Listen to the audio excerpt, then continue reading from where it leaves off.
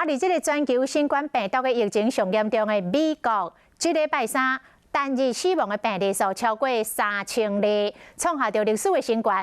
比911恐怖攻击的死亡人数2977个人还佫较侪。所以，这个美国食品甲药物管理局的专家甲团队拜四通过决议，建议批准辉瑞疫苗的紧急使用授权，希望会当予美国的民众为后礼拜开始就来注疫苗。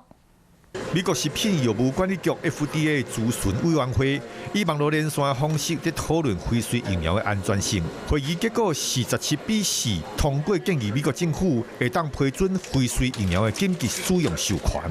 The use being requested for emergency authorization is for active immunization to prevent COVID-19 caused by SARS-CoV-2 in individuals 16 years of age and older. 一般有料 FDA 会接受建议，批准这疫苗的使用，也就是讲，美国医护人员、安养中心等优先的族群，上紧自后礼拜开始就会当开始注疫苗。辉瑞疫苗需要低温度来运送，各地嘛拢已经准备好了。That is currently within range. So the most important thing is, we only have about 90 seconds to unload the box and get it in the freeze. And then once you've got it in there,